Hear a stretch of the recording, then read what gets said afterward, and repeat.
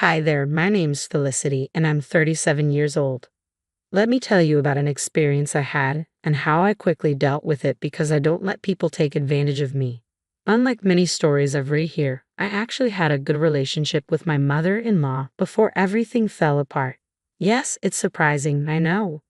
We got along great, and our relationship was smooth and filled with warmth, perfection, and mutual respect. As for my husband Frank, he was the love of my life, my best friend, and my partner in everything. To me, everything seemed perfect.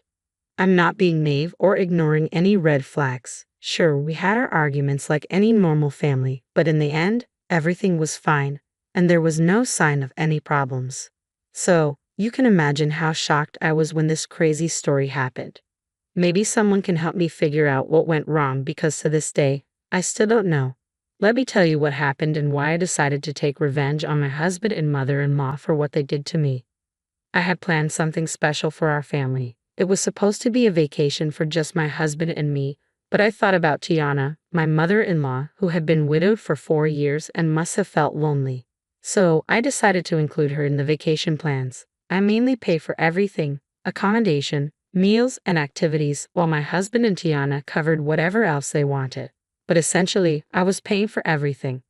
I wanted to treat Tiana and Frank to a once-in-a-lifetime vacation in Spain. The thought of strolling through the vibrant streets of Barcelona, enjoying delicious tapas, and basking in the Mediterranean sun filled me with joy. I thought it would be a wonderful opportunity to create lasting memories and deepen our bond. When I presented the idea to them, they loved it too. I meticulously planned every detail of the trip, from the charming boutique hotel overlooking the stunning coastline to the exciting flamenco dance performance we would attend together. The excitement was palpable, and I couldn't wait to surprise Tiana and Frank with this grand adventure. Little did I know that the events awaiting me would shake my trust and shatter the illusion of our perfect little bubble. I was about to embark on a journey that would forever change my perception of family loyalty and the depths of human deception. But let's not get ahead of ourselves. Allow me to take you back to that fateful day when our dreams of Spain were still full of hope and promise. I stood in the living room, holding the plane tickets tightly in my hands, a big smile on my face. Frank, Tiana, gather round. I have a surprise for both of you. They exchanged puzzled glances, curiosity written on their faces. Tiana, with her wise eyes, tilted her head slightly. What's all this excitement about, my dear?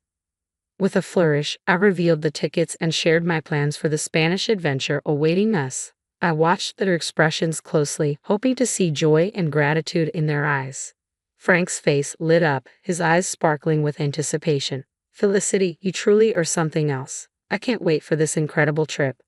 Tiana wore a softer smile, her gaze meeting mine. Oh, my sweet Felicity, you've truly outdone yourself. This is a gift beyond measure. I'm deeply touched. At that moment, my heart swelled with pride and contentment. Their reactions validated the love and effort I had poured into this surprise. I thought this vacation would be the glue that bound us even tighter, creating unforgettable memories and strengthening the bonds that already seemed unbreakable. But as you might have suspected, this story takes a dark turn. Beneath the surface of our seemingly perfect relationship, a web of deceit and betrayal was waiting to catch us. When the truth came out, it tested the limits of forgiveness and family bonds. We boarded the plane for our 2-week adventure with high hopes. The first week was magical. We enjoyed paella, explored historic landmarks, and danced to flamenco music. Laughter and joy filled the air, and I believed our bond was unbreakable. However, a storm was brewing. On a sunny Monday morning, I woke up to an empty hotel room. Confusion and unease gripped my heart. I frantically called my husband and Tiana, but their phones were silent. There were no notes, bags, or signs of struggle, just an unsettling silence. It felt like I had booked this trip for myself alone. Minutes felt like hours as questions flooded my mind. Had they gotten lost? Had something happened to them? But the lack of evidence suggested otherwise. A chill ran down my spine as I reluctantly accepted the truth. I was left alone in a foreign land. Just as despair threatened to consume me, my phone buzzed with an incoming call. It was Tiana. Relief washed over me, mixed with confusion and hurt. How could she leave without a word? With trepidation, I answered the call. Tiana, where are you? What happened? Her voice, tinged with resignation and frustration, didn't sound like the sweet lady I knew. It was colder. Felicity, I thought I should at least call since you kept blowing up my phone. Sorry for disturbing you. I was just wondering where you two went. Your bags aren't here. I was concerned something bad happened. Her next words, said with chilling indifference, shook me to the core. We left you. But why? What happened? I'm sorry, but I couldn't bear to spend another week in your company, so I had to leave. What are you talking about? Did I do something wrong? Yes, I mean, how could you be so dense? Dense? Excuse me. You sprung this trip on me, practically forcing me to go with you. I just couldn't remain disingenuous any longer. Let me be clear, Felicity. I do enjoy your company. Sure, we can spend a couple of hours together at family events, but 2 weeks. I tried to be civil and endure it, but I could only manage 1 week before I lost my mind. I'm sorry, but Frank and I are heading to the airport. We can't be around you any longer. Shock reverberated through me. The revelation struck like lightning, unraveling the trust I had so naively built. How could our bond crumble under unspoken grievances? Questions overwhelmed me. What had I done wrong? What did I do to deserve such harshness? Was there no chance for reconciliation? With confusion and heart ache, I asked, I didn't know you felt this way, Tiana. And you had no reason to. I always made it seem like things were fine between us. Then why not tell me? Why not sit down and discuss any problems? I can't put my finger on it. You just irk me. That's childish. You can't stand me just because I irk you. Grow up, Tiana. I thought I offended you, but I didn't do anything wrong, did I? Not necessarily, but it doesn't matter. What matters is how I feel about you, and I find you annoying. Then why agree to come on this trip? It was a free trip to Spain. No one would turn that down. But as the days went by, I grew tired of your antics. What antics, Tiana? What did I do that was so bad you had to leave me alone in a foreign country? She had no answers, and my impatience grew. I was shocked, hurt, confused, and angry. But most of all, I was sad. I needed to know what my husband, Frank, had to say about all this. Let me speak to Frank. Casually, Tiana passed the phone to Frank, who had likely been listening the whole time. He sounded just as indifferent and cold as his mother. Hello, really, Frank? You decided to leave me too. I didn't leave you because I don't like you. I left because my mom needed me to take her home. So you knew about all of this? Well, yes. How long have you known about your mother's apparent hatred toward me? For some time now. I was hoping this trip would bring her closer to you, but I was wrong. Okay, but what I'm failing to understand is why none of you approached me about this. We're all adults, aren't we? If there's an issue, we solve it. It's not like we haven't had arguments in the past. We sat down and solved them. What's different this time? Frank, like his mother moments ago, failed to answer. The only thing I can conclude is that your mother hates me for a silly reason she knows isn't valid. Maybe she's jealous or something. Maybe I have something she can't have, and she knows she can't speak up about it without sounding foolish, so she's beating around the bush. Am I right? Their resounding silence confirmed my suspicion. I'm honestly shocked. I didn't know you two felt this way about me. I hope you have a safe flight home.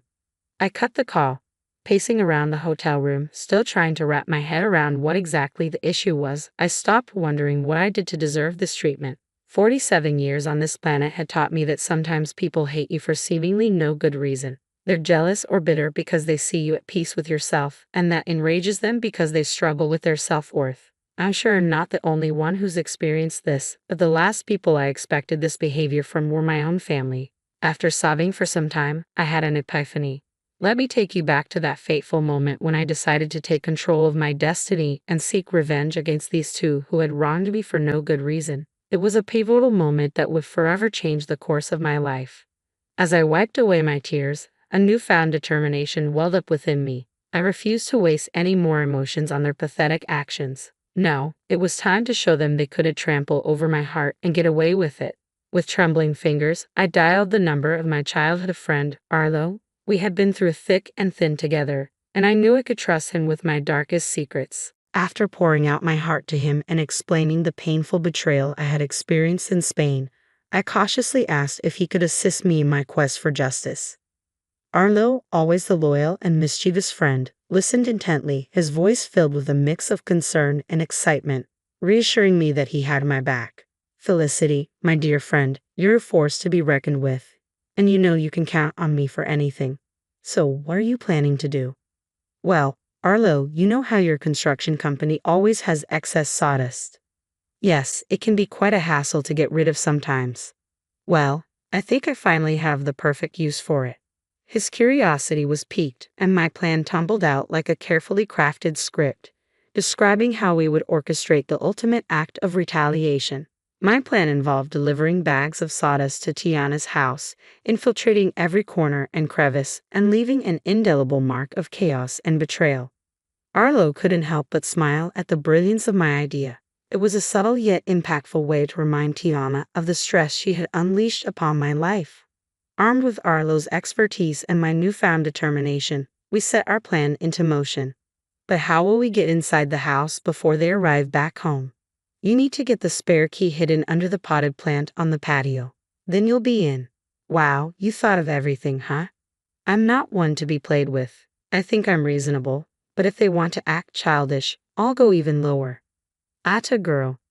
As the hours ticked by, anticipation swirled within me. Arlo assured me the mission was complete, and soon I would witness the fallout of our carefully orchestrated chaos. Then, like a sweet melody in my ear, my phone chimed with a message from Arlo. I eagerly opened the pictures he had sent, and there it was, a sight to behold. Tiana's once pristine home now resembled a post-apocalyptic wasteland, drowned in a sea of sawdust. Every nook and cranny had been touched by our mischievous hands. It was a scene straight out of a surrealistic painting, an embodiment of the chaos that had unfolded in our lives. I called Arlo, and his laughter echoed through the phone. I couldn't help but join in. It was a cathartic release, a shared moment of triumph against those who had betrayed me. I expressed my heartfelt gratitude to Arlo, acknowledging his willingness to tread the path of mischief with me. He simply said, "Naughty can be so satisfying." As the clock ticked away, I could feel the tension building within me. How would Frank and Tiana react when they walked through the doors of their once beloved home? The anticipation was almost unbearable, a heady mix of nerves and vindication. I couldn't help but relish the thought of their bewildered faces and disarrayed emotions. Hours later, my phone erupted with frantic energy. It was Frank, his voice laced with panic and disbelief. He described the scene that awaited them, the sawdust-covered house that stood as a testament to their betrayal. My heart danced with wicked delight as I listened to his exasperated voice. At that moment, I knew the message had been received loud and clear. Their actions had consequences, and the chaos they had sown had come back to haunt them. Frank's panicked words were like sweet music to my ears, a validation of the power I had reclaimed. "Felicity, it's just awful. Mom is in hysterics." I decided to reveal the part I had played in this. "It serves both of you right. How could you leave me here alone without a valid reason?" "Wait, Felicity, was this your doing?" The wailing and panic I heard in the background stopped. Suddenly, I heard my mother-in-law say, "Give me that," before shouting in my ear, "Did you do this? How could you do this to us?" "I have no idea what you're talking about. Have you considered that this is just your karma?" "Oh, come on, Felicity, we all know it was you. Who else would have access to my home?" It's very easy to break into someone's home nowadays, Tiana, especially if you don't have any security cameras installed. Which, by the way, you should seriously consider doing to prevent things like this from happening again. Honestly, Felicity, how can you do this to us? Where are we supposed to sleep? This sawdust is making my lungs ache. Oh, that's right. You probably forgot to get the keys to my house, huh? Well, that's a shame. I'm guessing you two are going to have to stay in yet another hotel. But for how long? Until I decide to come back from my vacation, I guess. I mean, I pay for 2 weeks, and who knows, I might feel greedy and decide to extend my stay. Frank then took the phone from Tiana as she began to bawl once again, mourning her ruined furniture. "Felicity, this was foul. How could you do this? I don't know why you're assuming I had anything to do with this. How could I? I'm currently relaxing in the hotel jacuzzi." I held back my laughter as the two of them were clearly confused about what had happened. Even though they suspected I had something to do with it, which I obviously did, they didn't have any solid proof. So I basked in the glory of knowing they were frustrated with nowhere to direct their anger. As I bid Frank farewell on the phone, a sense of contentment washed over me. I had taken control of my narrative, leaving them to grapple with the consequences of their actions. I know what I did was quite foul and even dangerous, considering how old Tiana is. Spending even one night in that house could lead to serious health consequences. but I knew they wouldn't dare dream of staying there. It was too savage to be habitable. They just had to rely on staying in a hotel a little longer. Because I didn't want my money to go to waste, I stayed that extra week in Spain, enjoying the culture as I intended. Meanwhile, my husband and mother-in-law were undoubtedly worried, trying to find a cleaning company to take on such a daunting task. I didn't know how long it would take to get the house professionally cleaned, but I knew that in the meantime, my mother-in-law would have to stay with us in my home, and I knew she would just be irritated the whole time since she apparently couldn't stand my company. This should serve as a reminder to all of you. Some people need to learn the hard way. If you can dish out your own justice, then by all means go ahead and do it. Really give people something to be mad about.